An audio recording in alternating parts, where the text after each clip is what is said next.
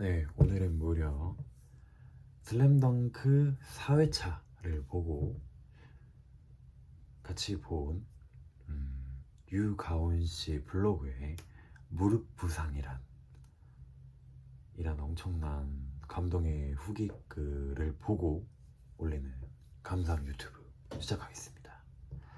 네, 일단 그 블로그 글을 보시면 알겠지만 이제 이 친구가 뭐 공연, 무용 이런 거를 고등학교 입시로 했어야 되는 친구였어요.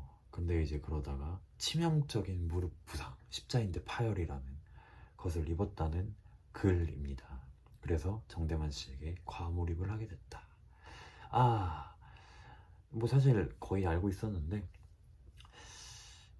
이번에 제가 좀 이렇게 사회차와 그 친구의 글을 보면서 느낀 거는, 이게 부상이라는 게 진짜 함부로 남이 생각할 수가 없는 거구나. 솔직히 말하면 저는 우리 불꽃남자 대만이를 양아치 쫌생이로 보긴 했었거든요. 그럴 만한 게, 사실 저도 이제 만화책을 많이 봤지만 좀 헷갈리긴 하지만 무릎 부상까지는 오케이. 근데 막상 돌아오고 나서는 사실 무릎 부상 때문에 엄청 고생하진 않았단 말이죠. 그 말은 그 전에 이미 어느 정도 완치가 됐다는 건데 왜 안 돌아왔냐? 삐져서다. 우리 재치수나 열등감, 질투. 사실 이런 식으로 조금 이해를 하긴 했습니다. 고딩에 쫌팽이 같은 마음이 좀 있었구나, 우리 대만이가.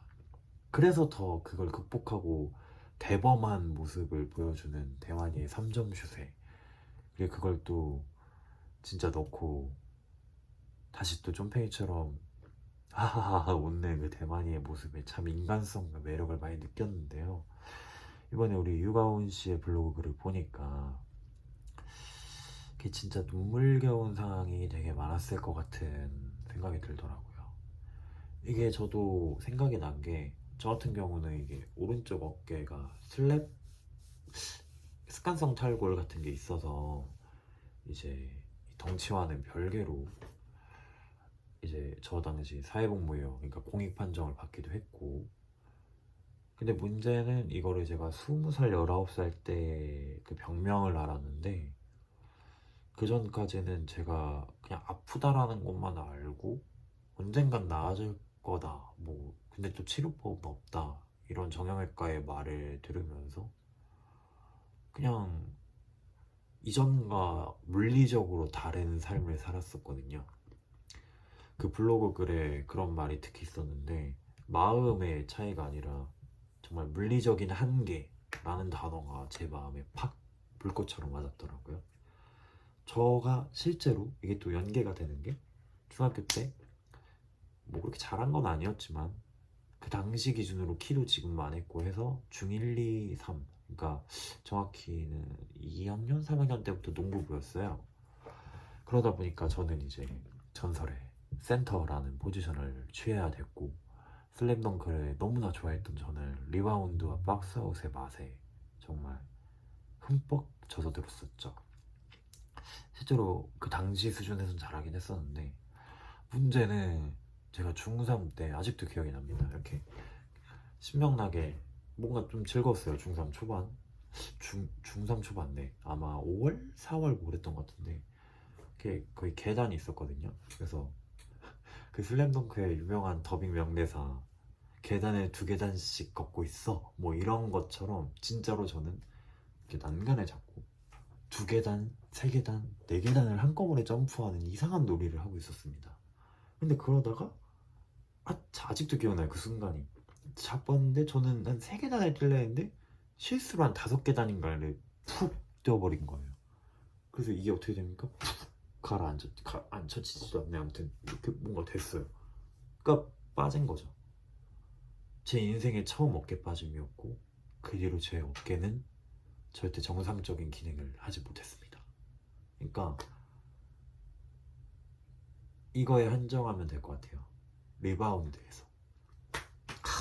슬램덩크 보신 분들은 다 아실 겁니다. 리바운드가 어떤 상징성과 또 제 삶에 어떤 의미였는지.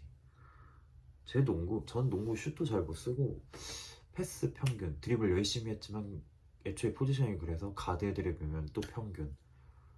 그리고 저는 NBA를 잘 안 봤어요. 이제 한국 프로농구 KBL 정도만 조금 봤지.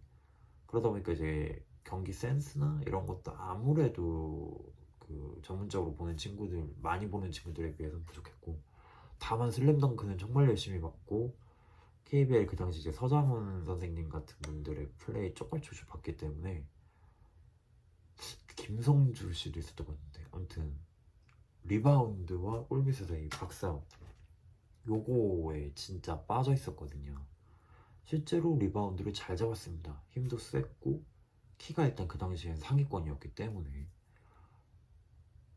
그러니까 간단히 말하면 리바운드 빼고는 몸집밖에 없었던 애였던 거죠.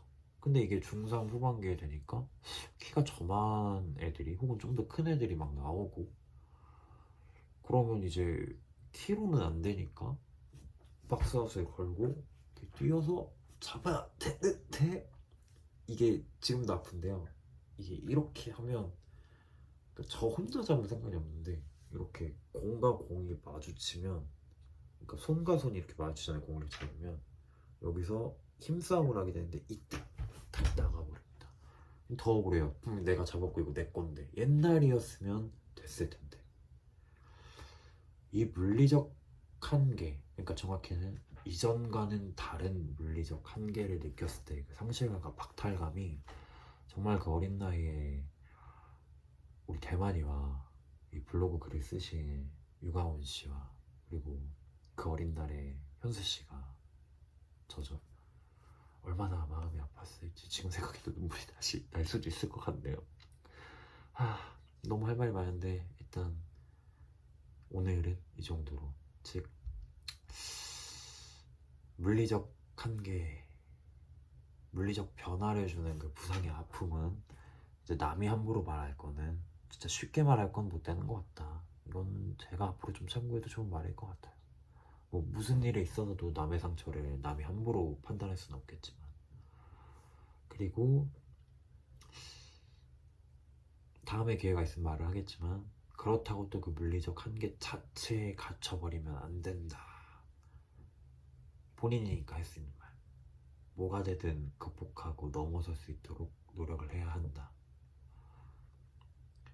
최소한 그런 의도를 갖고 나아가는 게 자신에게 훨씬 효과적이지 않을까 싶은 생각입니다. 네, 오늘 8분